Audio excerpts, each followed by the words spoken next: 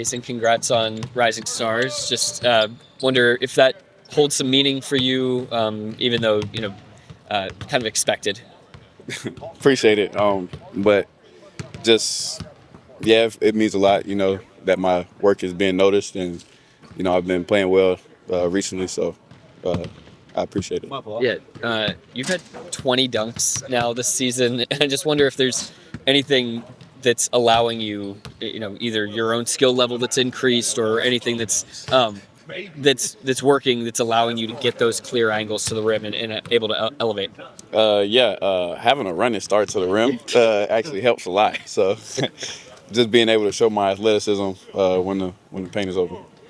Going back to Rising Stars, do you have any memories from last season and having that experience that you're looking forward to again this year? Definitely having my family together, enjoying that moment for the first time was definitely great.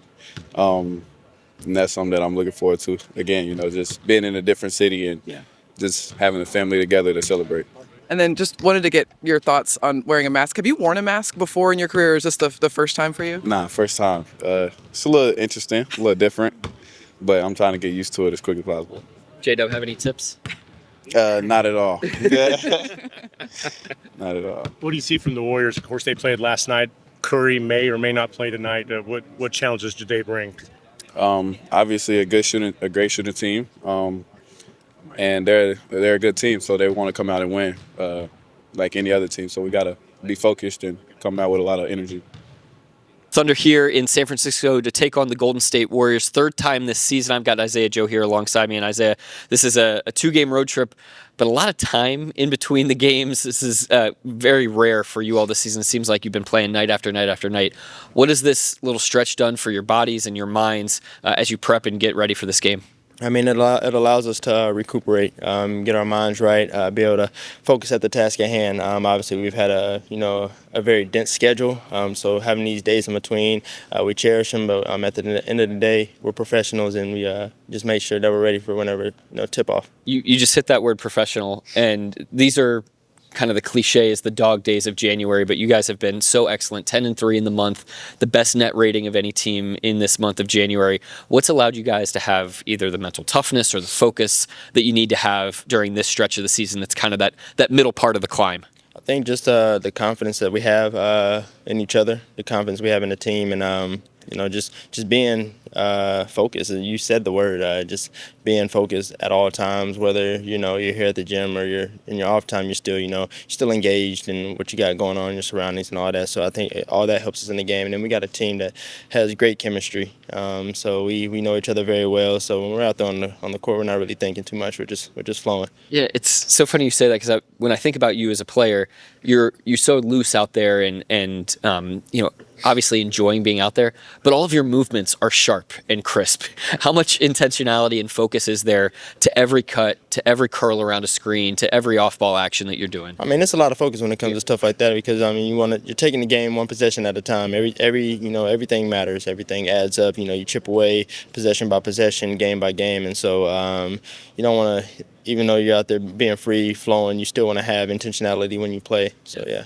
You guys have this Warriors team that you're facing that is a little bit of a moving target. They played last night. Steph Curry did not play. Still don't know at this point in time whether he will. How do you guys manage that in terms of your preparation and understanding what might be coming at you?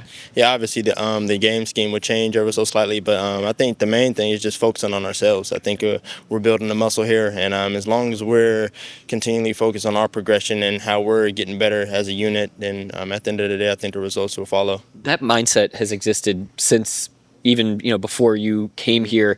How have you seen that pay dividends over the course of time? It's just because what you're telling me right now is the same thing that you guys were saying to me 2 years ago also. I think it just shows in the progression that we're making year to year, game to game. It shows. It's one of those things that you realize it works once you look back and see where you came from where you started. So just when it works, you stick to it. It just seems like there's great power in that, and obviously with that comes some accolades and things like that. We saw Shai Gilgeous-Alexander get named an All-Star starter. Cason Wallace yesterday gets named to the Rising Stars team.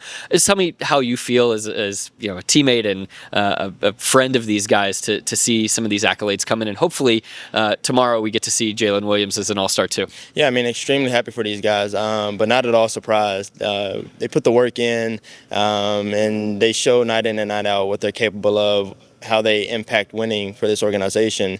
And so, like I said, not surprised that they made it, but extremely happy.